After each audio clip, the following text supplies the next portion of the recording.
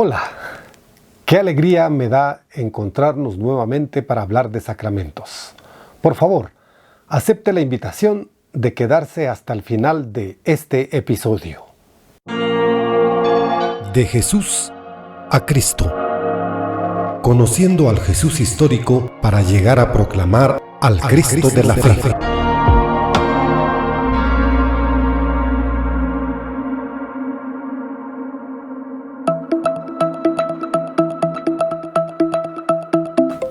Los sacramentos no solo son devoción, nos invitan a la acción.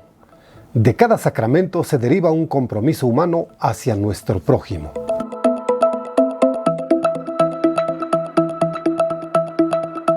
En este episodio hablaremos de la acción de Dios captada en las Sagradas Escrituras. Para el desarrollo de este tema usaremos los escritos de Andrés Torres Queiruga, Rafael de Cibate y el fascículo 1 de las Escuelas de Teología Pastoral de la UCA del Salvador. Estamos acostumbrados a escuchar que lo escrito en la Biblia es palabra de Dios, y esta verdad no la ponemos en duda. Sin embargo, debemos reconocer que no solamente es palabra de Dios, sino también es palabra del pueblo. El profeta Isaías comparó la palabra de Dios con la lluvia, que cae de lo alto, penetra en el suelo y hace posible que la semilla crezca. Pero también, para que la semilla dé su fruto, es necesario que el ser humano la cuide de la amenaza de las plagas y la abone. Podemos decir, por tanto, que la planta es al mismo tiempo fruto de la lluvia y del esfuerzo humano. También la Biblia es producto de la acción gratuita y amorosa de Dios y del esfuerzo de su pueblo. Por eso decimos que la Biblia es palabra de Dios y palabra del pueblo. Rafael de Cibate, en la introducción de su libro Dios camina con los pobres, señala que para entender la Biblia es preciso tener en cuenta la mentalidad hebrea, diferente a la mentalidad occidental que depende de la cultura griega. Al griego le gusta la armonía y desea aclarar los misterios. El hebreo, en cambio, tiene más interés en la realidad que por la verdad, y entiende por realidad aquello que, vivido por el ser humano, lo hace cambiar y actuar y que hace que también los otros cambien y actúen. La Biblia, por consiguiente, es un libro de experiencia personal, un libro en que los autores muestran las experiencias personales y dan testimonio de estas en forma de historia. Por su parte, Andrés Torres opina que, según la crítica bíblica, ya no es posible seguir considerando la revelación como un dictado. Dios no pudo dictar órdenes como la de exterminar ciudades enteras, ni copiar el relato del diluvio del poema de Gilgamesh, ni equivocarse afirmando que el sol gira en torno a la tierra, haciendo referencia a que en el libro de Josué dice literalmente que el sol se detuvo, Josué 10:13, y que por consiguiente era el que giraba, razón por la que los cardenales romanos no podían, en conciencia, dejar que Galileo afirmase que la tierra se movía. Y en nuestro contexto latinoamericano, en el que la mayoría de países, por no decir en todos, las autoridades de gobierno no escapan de los señalamientos de corrupción. Ante este flagelo no podemos aceptar como palabra de Dios el texto de Romanos 13:1, que nos llama al sometimiento a los gobernantes en estos términos. Todos deben someterse a las autoridades constituidas, porque no hay autoridad que no provenga de Dios, y las que existen han sido establecidas por Él. Pero vayamos al propósito de este episodio, que es resaltar la acción de Dios en la Biblia, el siempre fiel y misericordioso con la humanidad. Y en ese sentido, nos resultan de mucha utilidad las definiciones que Rafael de Cibate nos da acerca del Antiguo Testamento. El Antiguo Testamento es como un espejo en el cual encontramos reflejados diferentes tiempos, culturas, situaciones y más.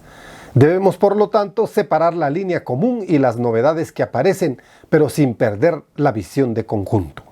El Antiguo Testamento es una biblioteca en la que se encuentran libros de diferentes tiempos y géneros literarios. Debemos, por tanto, conocer la situación de intención de cada libro o fragmento. El Antiguo Testamento es un conjunto de libros testimoniales, no científicos, cuya pretensión fundamental consiste en dar testimonio de experiencias vividas. Debemos, por lo tanto, meternos en la piel de quienes nos dan tales testimonios. El Antiguo Testamento es un conjunto de libros escritos con mentalidad semítica, en donde importa más la realidad, aquello que vivido hace cambiar y actuar, que la verdad lógica y demostrable. El Antiguo Testamento es un conjunto de libros escritos de forma semítica, es decir, con imágenes y ejemplos más que con conceptos abstractos. El Antiguo Testamento es, por lo tanto, un conjunto de libros con experiencias o sucesos que se convierten en realidad para alguien y lo transforman, vividos por diferentes grupos a lo largo de varios siglos, coloreados por algunas experiencias básicas, especialmente la de la liberación de un dominio y esclavitud, testimoniados por los creyentes con la intención de convertir y transformar al interlocutor o al lector y expresados de un modo semítico. El punto de partida es un hecho histórico, sin aparente importancia. Diferentes grupos oprimidos por el poder de los egipcios lograron liberarse hacia el año 1200 a.C. Aquellos grupos reconocieron en este hecho la presencia y acción de un Dios liberador.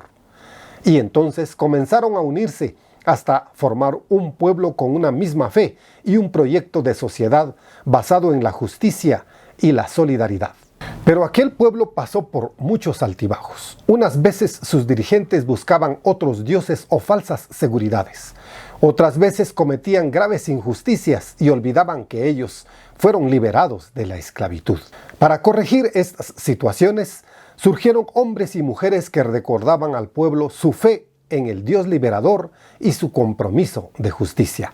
De tal manera que este pueblo fue poniendo por escrito sus experiencias de fe, sus problemas y dificultades, sus logros y fracasos, sus cantos y oraciones, su sabiduría y sus leyes. En conclusión, podemos decir que la Biblia nace de un pueblo que mira su realidad y su historia y reconoce en ella la presencia de Dios, un Dios compañero que camina junto a ellos. La segunda parte de la Biblia la conocemos como el Nuevo Testamento. Al respecto, el jesuita Rafael de Civate, en la introducción a su estudio del Nuevo Testamento, sigue refiriéndose al Antiguo Testamento diciendo: hemos hecho un recorrido por toda la historia del pueblo de Dios del Antiguo Testamento y hemos ido descubriendo un estilo peculiar de actuar y de ser de Dios. Un Dios que, dado que su pueblo vive entre las esperanzas y las desilusiones, la libertad y las esclavitudes, el amor y el odio, la solidaridad y el individualismo, se esfuerza continuamente por acercarse a dicho pueblo, por acompañarlo en sus luchas por la liberación, por caminar con él. A lo largo del itinerario hemos ido viendo cómo las esperanzas del pueblo de Dios se fueron concretando en algunas figuras como la del ungido de Dios, el Mesías que instaurará un reino de justicia y paz, el siervo de Yahvé, el íntimo de Dios, quien se acerca tanto al dolor del pueblo para acompañarlo, que llega a morir para evitar que el pueblo muera y sufra. El Hijo del Hombre, quien ante la prepotencia de los imperios que persiguen y matan a los justos, viene desde Dios, desde lo alto, para acabar con dichos imperios e instaurar el único imperio que no se basa en otra fuerza que la de la justicia, la solidaridad, la pacificación y el amor.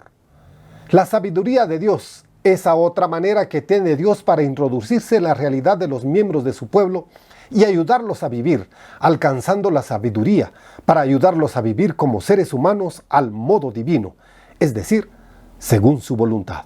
En este clima de esperanza, preparado por toda la historia de Dios con su pueblo, va a surgir Jesús de Nazaret, el Dios cercano a la humanidad, el rey de ese nuevo mundo de justicia y paz, el compañero inseparable del pueblo sufriente, el triunfador sobre todos los imperios opresores e instaurador de un nuevo y definitivo imperio del amor, el portador de una nueva sabiduría de Dios para nuestra vida, el Dios realmente con nosotros, el Dios hecho carne nuestra.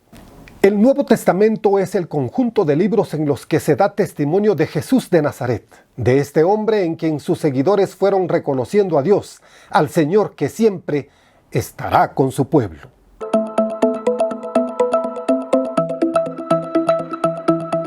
Muchas gracias por su atención.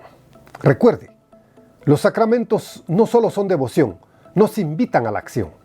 De cada sacramento se deriva un compromiso humano hacia nuestro prójimo.